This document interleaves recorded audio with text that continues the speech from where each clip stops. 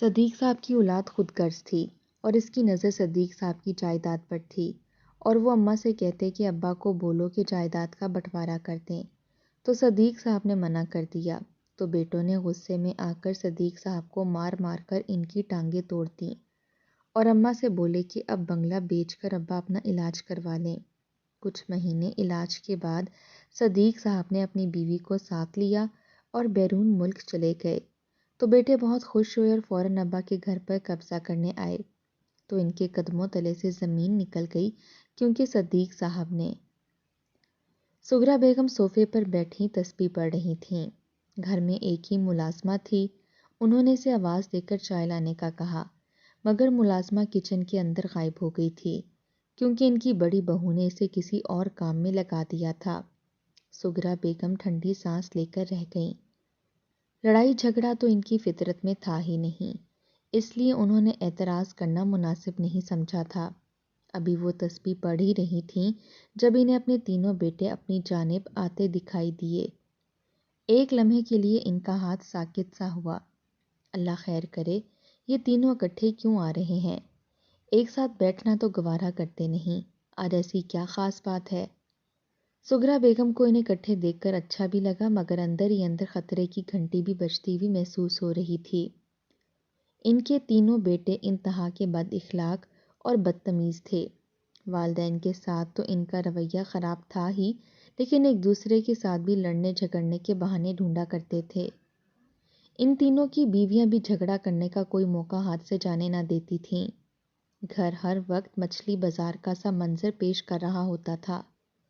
ایسے میں اب وہ تینوں جب سغرا بیگم کے سامنے آ کر بیٹھے تو ان کے چہروں سے یہ لگ رہا تھا کہ ان کے اندر کوئی بہت بڑی بات ہے جو وہ کرنا چاہتے ہیں۔ کیا بات ہے عدنان؟ تم تینوں اکٹھے آئے ہو، خیریت تو ہے؟ لہجے کو ہلکا پھلکا بناتے ہوئے پوچھا مگر عدنان کے ماتھے پر بل پڑ گئے تھے۔ آنا ہی پڑ گیا اماں، اب مجھ سے اس چڑیا گھر میں نہیں رہا جاتا۔ میرے 3 بچے ہیں، آپ نے ہمیں 2 کمرے دے رکھے ہیں لیکن اب 2 میں بھی ہمارا گزارا نہیں ہوتا، مجھے علیحدہ گھر چاہیے، عدنان نے ٹھوس لہجے میں کہا اور تبھی چھوٹا نعمان بولا بھائی صحیح کہہ رہے ہیں، مجھے بھی الگ گھر خریدنا ہے، اس کے لیے حصہ چاہیے۔ یہی حال فضان کا بھی تھا۔ اس نے تیسرے بھائی کی جانب اشارہ کیا جو لالچی نگاہوں سے ماں کی جانب دیکھ رہا تھا۔ سغرا بیگم منہ کھولے ان تینوں کے مطالبات سن رہی تھیں جب عدنان آگے ہو کر بولا اماں جان، ہم چاہتے ہیں کہ آپ ابا جان سے کہیں کہ اس مکان کو فروخت کر کے ہمیں اپنا اپنا حصہ دے دیں تاکہ ہم جو چاہیں وہ کر سکیں، اور ویسے بھی ابا جان نے اب تک یہ مکان کسی کے نام نہیں لگایا۔ بوڑھے ہو گئے ہیں مگر پیسے کا لالچ ان کے اندر سے نہیں گیا۔ یہ بھی نظر نہیں آتا کہ ان کے بچوں کو رقم کی ضرورت ہے۔ عدنان کے لہجے میں تلخی اتر آئی۔ سغرا بیگم نے ایک ٹھنڈی سانس لی۔ وہ اپنے باپ سے اکثر شاکی رہتا تھا مگر سغرا بیگم جانتی تھی کہ صدیق صاحب کبھی بھی جائیداد کا بٹوارا نہیں کریں گے۔ انہوں نے پوری زندگی سعودریت میں کام کر کے بس یہ ایک مکان ہی تو بنایا تھا، یہ شاندار مکان جو بقول ان کے بچوں کے لیے محفوظ چھت تھی، وہ اسے اپنے ہاتھوں سے کیسے فروخت کر سکتے تھے؟ مگر سغرا بیگم نے ان سے وعدہ کر لیا کہ صدیق صاحب سے بات کریں گی۔ رات میں جب صدیق صاحب واپس آئے تو سغرا بیگم نے انہیں عدنان کے مطالبے کے بارے میں بتایا۔ صدیق صاحب کے ماتھے پر بل پڑ گئے۔ اس مکان کو بیچ کر اگر میں 3 حصے کروں گا تو یہ لوگ کبھی بھی اپنا اپنا گھر نہیں بنا سکتے۔ زمینوں کی قیمتیں آسمانوں پر ہیں، اچھا بنا بنایا گھر ہے اور میں اسے فروخت نہیں کرنا چاہتا۔ تم بچوں کی ایسی کسی بات پر کان نہ دھرا کرو۔ انہوں نے سختی سے منع کر دیا تو زہرا بیگم بھی چپ ہو گئیں، لیکن انہیں نہ جانے کیوں خطرے کی گھنٹیاں بجتی ہوئی محسوس ہو رہی تھیں۔ آج تینوں بیٹوں کے ماتھے پر جو بل تھے وہ جانتی تھیں وہ زیادہ دیر اب چپ نہیں رہیں گے۔ صدیق صاحب شادی کے کچھ عرصے بعد ہی سعودی عرب چلے گئے تھے۔ وہاں سے وہ ہر مہینے ایک بڑی رقم تو بھیجتے مگر یا تو وہ گھر کے اخراجات میں خرچ ہو جاتی یا پھر ان کی 3 کنواری بہنوں کے جہیز بنانے میں۔ رفتہ رفتہ وقت گزرتا رہا۔ سغرا بیگم نے ان کی تینوں بہنوں کی شاندار طریقے سے شادی کی۔ صدیق صاحب کو بیرون ملک معدے کا مسئلہ ہو گیا جس کی وجہ سے وہ کام چھوڑ کر جلدی واپس آ گئے، لیکن تب تک ان کے تینوں بچے جوان ہو چکے تھے اور سغرا بیگم نے ان کی شادیاں کر دی تھیں۔ سغرا بیگم نے صدیق صاحب کے بھیجے ہوئے پیسوں سے ایک شاندار سا مکان تعمیر کروا لیا تھا۔ صدیق صاحب کی طبیعت مزید خراب رہنے لگی تو کام چھوڑ کر واپس پاکستان آ بسے۔ اب یہاں وہ ایک ویزا کمپنی میں پارٹ ٹائم جاب کیا کرتے تھے۔ انہیں اپنے اس مکان سے بے حد پیار تھا۔ پردیس میں کی گئی کمائی سے بس یہی چیز تو ان کے ہاتھ میں آئی تھی اور وہ اسے کسی صورت کھونا نہیں چاہتے تھے۔ اس روز بھی وہ ناشتے کے لیے دودھ اور انڈے لے کر واپس آئے۔ مین گیٹ اندرونی حصے کی جانب ایک چھوٹا سا گراج تھا جس کی ٹائلیں کافی عرصے سے اکھڑی ہوئی تھیں۔ صدیق صاحب اپنے ہی دھیان میں چلتے آ رہے تھے۔ فرش کے ٹوٹے ہوئے حصے میں ان کا پاؤں رپٹا اور وہ بری طرح سے زمین پر جا گرے۔ بڑھاپا اور کمزوری تھی کہ سیدھا زمین پر لگنے سے ان کا ایک دانت ٹوٹ گیا اور ان کے منہ سے خون بہنے لگا۔ شدید تکلیف کا احساس ہوا تو بے اختیار ہی انہوں نے سغرا بیگم کو آواز دے دی۔ وہ اندر کمرے میں تھیں۔ باہر نکل کر انہوں نے صدیق صاحب کو زمین پر پڑے دیکھا تو بے اختیار گھبرا گئیں۔ صدیق صاحب خود پر ضبط کر رہے تھے۔ سغرا بیگم نے آگے بڑھ کر انہیں سہارا دیا اور اٹھانے کی کوشش کرنے لگیں۔ ساتھ ساتھ ہی وہ اونچی اونچی آوازیں اپنے تینوں بیٹوں کو دے رہی تھیں جو اندر اپنے اپنے کمروں میں موجود تھے۔ عدنان، نعمان، فیضان، دیکھو تمہارے ابا جان نیچے گر گئے ہیں، جلدی آؤ انہیں اٹھاؤ۔ صدیق صاحب کے گھٹنے پر بھی شدید چوٹ آئی تھی۔ ان سے چلا نہ جا رہا تھا لیکن وہ بھاری جسامت رکھتے تھے۔ سغرا بیگم نے بڑی مشکل کی انہیں ہلانے جلانے کی لیکن وہ انہیں سہارا دے کر چلا بھی نہ سکیں۔ وہ بار بار اپنے تینوں بیٹوں کو بلاتیں مگر کوئی بھی باہر آنے پر تیار نہ تھا۔ صدیق صاحب شدید تکلیف محسوس کر رہے تھے۔ آخر سغرا بیگم خود ہی انہیں گھسیٹتے ہوئے اندر لے جانے لگیں اور تبھی سامنے سے عدنان آ گیا۔ کیا ہے اماں جان، کیوں شور مچا رکھا ہے؟ ایک ہی چھٹی کا دن ہوتا ہے، اس میں بھی سونے نہیں دیتی آپ، وہ آنکھیں مسلتے ہوئے غصے سے کہہ رہا تھا۔ جب سغرا بیگم نے کہا تمہارے ابا جان نیچے گر گئے ہیں، مجھ سے یہ سنبھالے نہیں جا رہے، جلدی سے آگے آؤ، انہیں اندر کمرے میں لے جانا ہے۔ سغرا بیگم نے کہا تو عدنان نے ان کے سہارے سے کھڑے کر کے صدیق صاحب کو دیکھا۔ ٹھیک ٹھاک تو ہیں بالکل ابا جان، اور ویسے بھی ابا جان کو میری کیا ضرورت ہے، یہ اپنے فیصلے خود کرتے ہیں تو اپنی مدد بھی خود ہی کر لیا کریں، مجھے اب سوتے سے نہ اٹھائیے گا۔ تلخ لہجے میں کہتا ہوا وہ مڑا اور دوبارہ اپنے کمرے میں چلا گیا۔ سغرا بیگم ہکا بکا اس جانب دیکھتی رہیں۔ صدیق صاحب کے دل پر ایک زوردار چوٹ پڑی تھی مگر انہوں نے ظاہر نہ کیا اور دھیرے دھیرے قدم اٹھانے لگے۔ ہر قدم کے ساتھ ان کے لبوں سے ایک سسکی نکلتی۔ خود سغرا بیگم بھی بڑی شرمندہ سی ہو گئی تھیں مگر جیسے تیسے کر کے وہ صدیق صاحب کو اندر کمرے میں ہی لے گئیں۔ ان کے پاؤں کے انگوٹھے سے بھی خون بہہ رہا تھا۔ سغرا بیگم نے کانپتے ہاتھوں سے پیر کے زخم پر مرہم پٹی کر دی۔ گھر میں کسی کو فرق نہ پڑا تھا کہ صدیق صاحب کو گرنے سے چوٹ لگی ہے، حالانکہ سغرا بیگم نے وقتاً فوقتاً تینوں بیٹوں کو بتایا مگر سبھی چھٹی کے دن مختلف پلان بنائے ہوئے تھے۔ فیضان نے اپنی فیملی کے ساتھ سمندر پر جانا تھا، نعمان اپنی بیوی کو لے کر میکے جا رہا تھا اور عدنان تو پورا دن کمرے سے ہی باہر نہ نکلا۔ کسی کو کوئی فرق نہ پڑا۔ صدیق صاحب بجھے دل کے ساتھ اندر ہی لیٹے رہ گئے۔ وہ جانتے تھے جب سے انہوں نے جائیداد کے بٹوارے والی بات سے منع کیا ہے اب تینوں بیٹے ان سے کترانے لگے ہیں۔ رات تک ان کے زخم میں درد زیادہ ہو گیا۔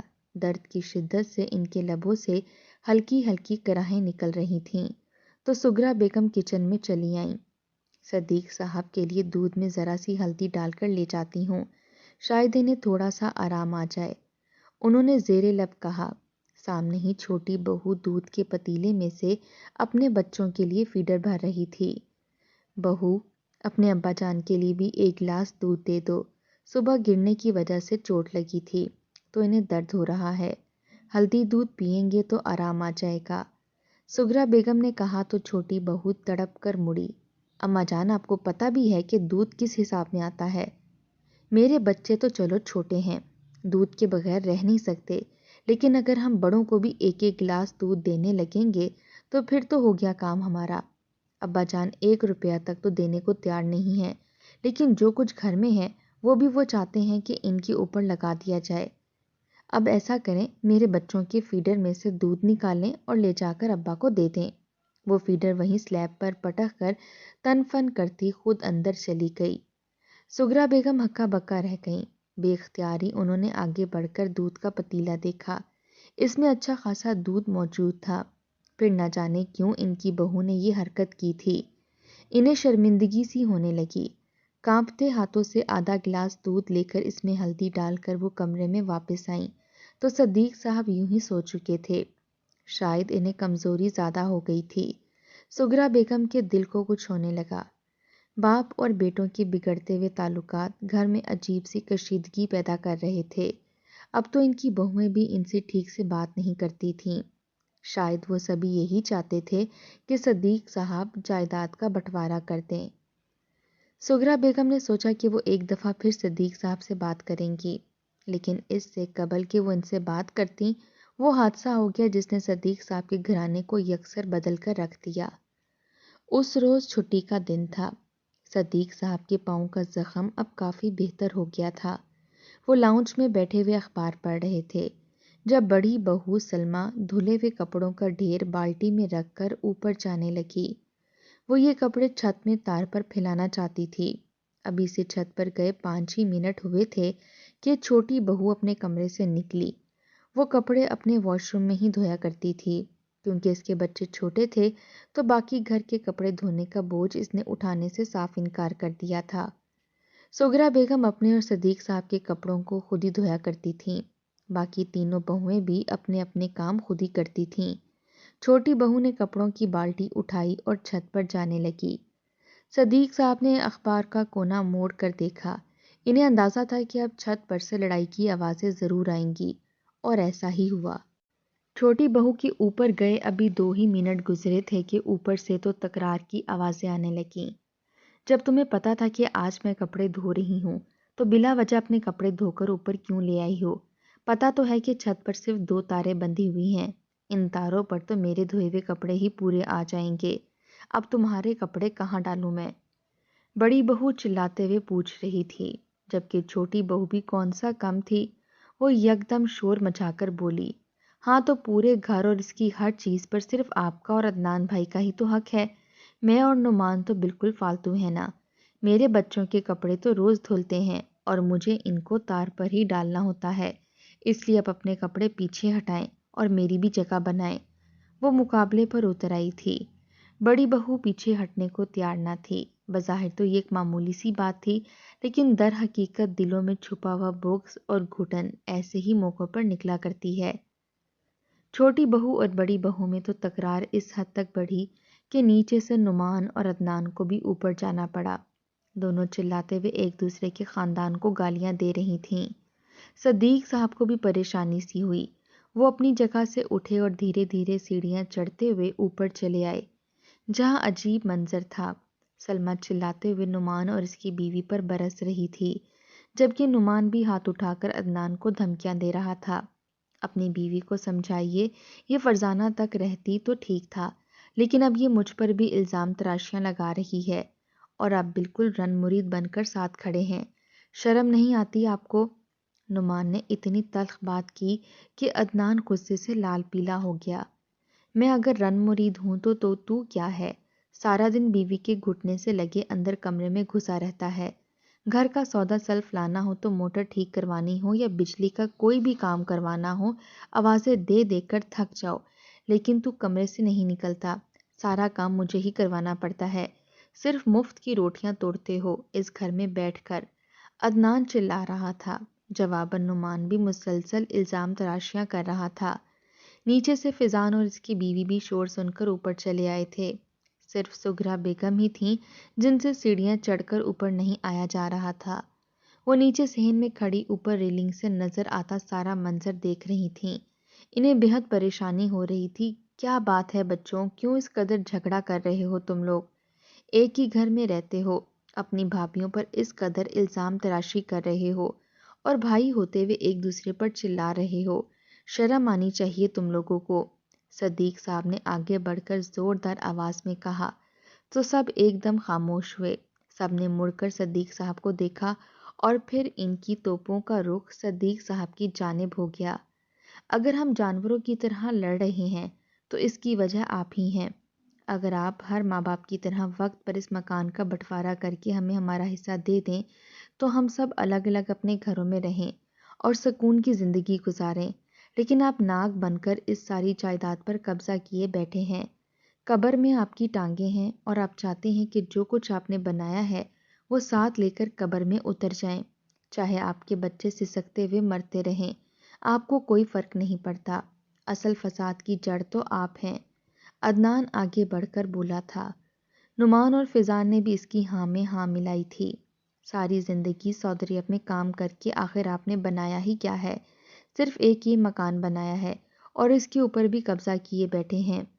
لوگوں کے والدین اپنے بچوں کے لیے کیا کچھ نہیں کرتے اور ایک آپ ہیں، شرم آتی ہے آپ کو اپنا باپ کہتے ہوئے۔ فیضان نے تو حد ہی ختم کر دی تھی۔ صدیق صاحب کا رنگ سرخ ہوا اور ان کا دل بیٹھنے لگا۔ بے اختیار ہی وہ لڑکھڑا سے گئے۔ شرم آنی چاہیے تم لوگوں کو مجھ سے اس قسم کی بات کرتے ہوئے۔ میں ساری زندگی اگر سعودیہ میں کام کرتا رہا ہوں تو سب کچھ تمہاری وجہ سے ہی ہے۔ یہ مکان بھی تم لوگوں کا ہے، لیکن میں اسے بیچنے نہیں دوں گا۔ اسے بیچ کر تم لوگ اپنے لیے ایک ایک کمرے کا مکان بھی نہیں بنا سکتے۔ سارا روپیہ پیسہ تم لوگوں کی بیویاں یوں ہی اڑا دیں گی جتنی یہ عیاش اور فضول خرچ ہیں۔ میں ان کے کارنامے دیکھ چکا ہوں۔ صدیق صاحب کی برداشت ختم ہو گئی تھی۔ بے اختیار ہی وہ چند سخت الفاظ استعمال کر بیٹھے۔ عدنان، فیضان اور نعمان کی آنکھوں میں خون اتر آیا۔ آج باپ نے پہلی دفعہ ان کے عین سامنے جائیداد کو بیچنے سے منع کیا تھا۔ آپ جیسے باپ سے یہی امید ہے۔ ہٹیں میرے راستے سے اور مجھے نیچے جانے دیں۔ عدنان نے سامنے سے گزرتے ہوئے باپ کو ایک زوردار دھکا دیا تھا۔ وہ جوان تھا، یہ بھول گیا کہ صدیق صاحب اب ناتواں ہو چکے ہیں۔ وہ ریلنگ کے پاس کھڑے تھے، پیر میں پہلے سے ہی چوٹ لگی ہوئی تھی۔ وہ اپنا توازن برقرار نہ رکھ سکے اور ٹوٹی ہوئی ریلنگ سے ایک جھٹکا کھا کر نیچے گرتے چلے گئے۔ نیچے کھڑی سغرا بیگم کے حلق سے ایک دل سوز چیخ نکلی۔ صدیق صاحب کسی تنکے کی طرح فرش پر آ کر گرے تو چٹاخ کی آواز آئی۔ سب گھر والے ایک لمحے کے لیے ساکت سے رہ گئے۔ بہوئیں بھی لپک کر اوپر سے جھانک کر دیکھنے لگیں۔ عدنان اور فیضان بھی ساکت کھڑے دور سے تماشا دیکھ رہے تھے۔ سغرا بیگم کے حلق سے ایک چیخ نکلی اور وہ لپک کر صدیق صاحب کے پاس پہنچیں۔ پھٹی پھٹی نگاہوں سے زمین پر چت لیٹے آسمان کو وہ دیکھ رہے تھے۔ ان کا پورا وجود ہلنے سے قاصر تھا۔ غنیمت تھا کہ انہیں سر پر چوٹ نہ لگی تھی۔ سغرا بیگم نے انہیں اٹھانے کی کوشش کی تو صدیق صاحب کے حلق سے ایک کربناک چیخ نکلی۔ ان کی دونوں ٹانگیں مختلف جگہوں سے ٹوٹ چکی تھیں۔ سغرا بیگم کا دل چاہا کہ وہ پھوٹ پھوٹ کر رو دیں۔ ان کی ناحلف اولاد نے آخر کار اپنے باپ کو ناقابل تلافی نقصان پہنچا دیا تھا۔ عدنان کو ایک لمحے کے لیے پچھتاوا تو ہوا، لیکن اس نے اپنا سر جھٹک دیا۔ ایسے باپ کے ساتھ یہی ہونا چاہیے۔ نفرت سے سوچتا ہوا وہ گھر سے باہر چلتا گیا۔ عدنان اور فیضان نے بھی اس کی پیروی کی۔ سغرا بیگم ذہن میں صدیق صاحب کو لیے بیٹھی روتی رہ گئیں، لیکن تکلیف کے مارے صدیق صاحب کے حلق سے کرائیں نکل رہی تھیں۔ آخر سغرا بیگم اٹھیں اور پڑوس سے اشفاق صاحب کو بلا کر لے آئیں۔ ان کی مدد سے وہ صدیق صاحب کو ہسپتال تو لے گئیں، لیکن ان کی دونوں ٹانگیں پر بڑے بڑے پلستر لگ چکے تھے۔ 3 ماہ تک وہ ہلنے جلنے سے قاصر تھے۔ درد اور تکلیف علیحدہ تھی۔ وہ جتنی دیر وہاں رہے مسلسل ان کی آنکھوں سے آنسو بہتے رہے۔ ان کے لبوں پر تو جیسے چپ ہی لگ گئی تھی۔ سغرا بیگم انہیں گھر واپس لے کر آئیں تو گھر میں ویرانی اور سناٹے کا راج تھا۔ اشفاق صاحب نے ہی صدیق صاحب کو اندر کمرے میں لٹایا۔ خالی گھر کے سناٹے سے سغرا بیگم پریشان ہو رہی تھیں۔ انہوں نے بچوں کو فون کرنے کا سوچا، لیکن تبھی دروازے سے عدنان اندر داخل ہوتا ہوا نظر آیا۔ کہاں چلے گئے تھے بیٹا؟ تمہارے باپ کی طبیعت بہت خراب ہے۔ جو کچھ ہو گیا اسے بھول جاؤ اور اندر آ کر اپنے باپ سے معافی مانگو۔ سغرا بیگم لپک کر عدنان کے پاس گئیں اور اس کا بازو تھاما، مگر اس نے ایک جھٹکے سے اپنا بازو چھڑا لیا۔ مجھے کوئی ضرورت نہیں ہے معافی مانگنے کی۔ جو کچھ ابا کے ساتھ ہوا ہے وہ بالکل ٹھیک ہوا ہے۔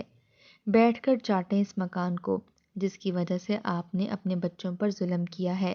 ہم سب اپنے اپنے بچوں اور بیویوں کو لے کر یہاں سے چلے گئے ہیں۔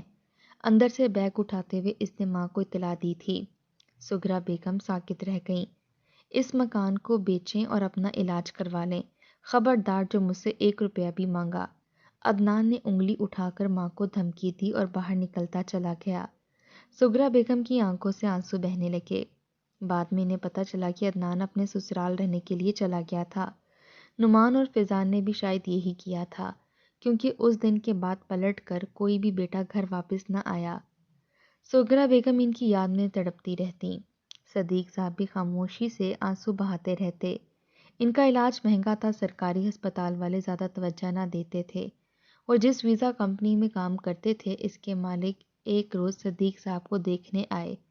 باتوں کے دوران اور بار بار نظر اٹھا کر دلچسپی سے صدیق صاحب کے مکان کو دیکھنے لگتے۔ مکان تو بڑا شاندار بنایا ہے آپ نے صدیق صاحب، تو پھر آپ اتنی معمولی سی نوکری کیوں کرتے ہیں؟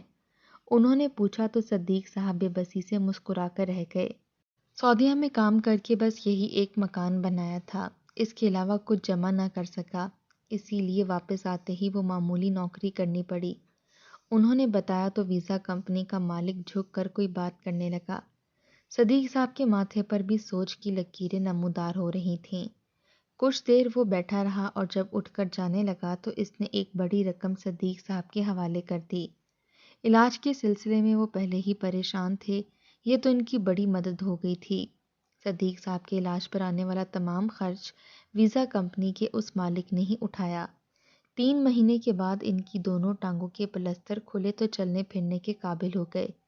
صدیق صاحب بے حد خوش تھے اور خوش تو سغرا بیگم بھی تھیں۔ عدنان، نعمان اور فیضان کو بھی اطلاع مل چکی تھی، لیکن انہوں نے آ کر باپ کو دیکھنے کی بھی توفیق نہ کی۔ ایک روز صدیق صاحب لاٹھی کے سہارے سے چلتے واپس آئے تو انہوں نے سغرا بیگم سے کہا کہ اپنا سامان باندھ لو، ہم سعودی عرب جا رہے ہیں۔ ویزا کمپنی کے مالک نے ہمارے ویزے لگا دیے ہیں۔ پاسپورٹ تمہارا پہلے ہی بنا ہوا تھا، اب ہم عمرہ بھی ادا کریں گے اور وہیں رہیں گے جہاں میں پہلے کام کیا کرتا تھا۔ میری اس مالک سے بات ہو گئی ہے، ان کے گھر میں بھی کام کاج کے لیے ایک عورت کی ضرورت ہے، ہم دونوں کا بندوبست ہو گیا ہے۔ صدیق صاحب نے کہا تھا۔ سغرا بیگم پہلے تو حیران ہوئی، مگر ان کی آنکھوں میں آنسو آ گئے۔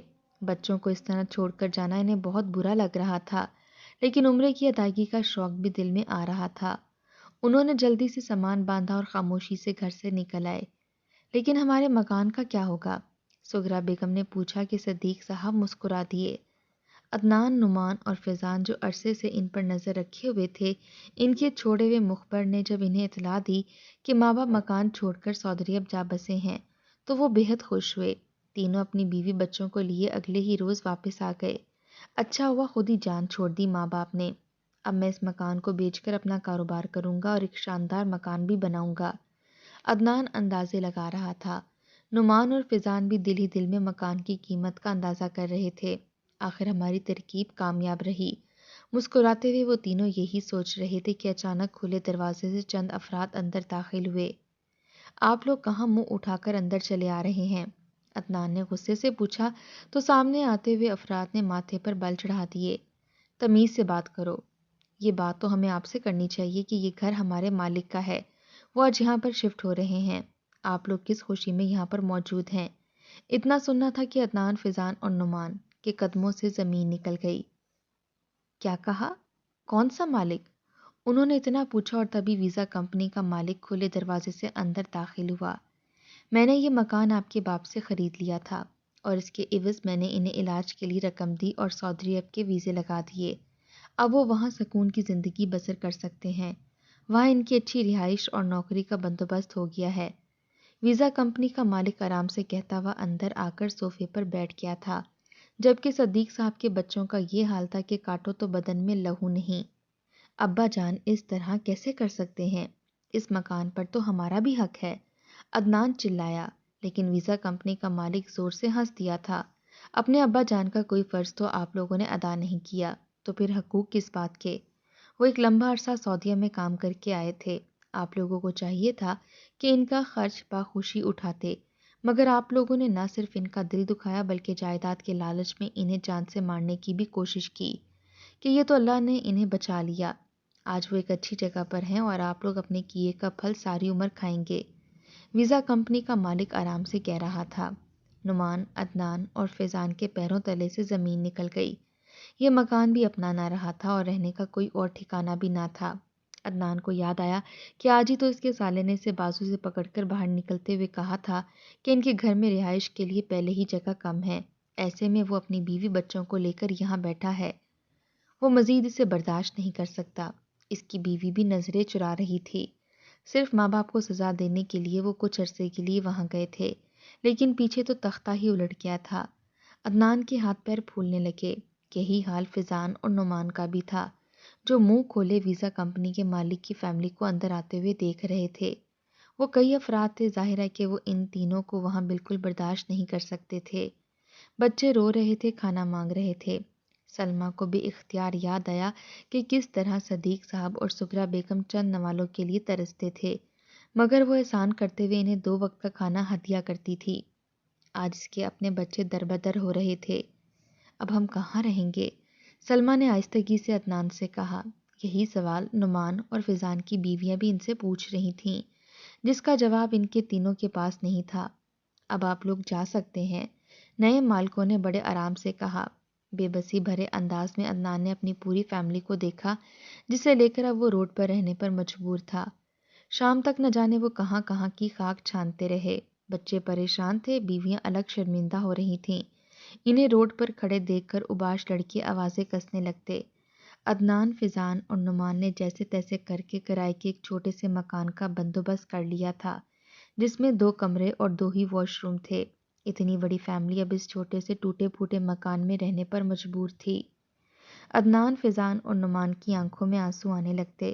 کاش کہ ابا جان کی محنت اور اس مکان کی قدر کر لیتے تو آج یہ دن نہ دیکھنے پڑتے۔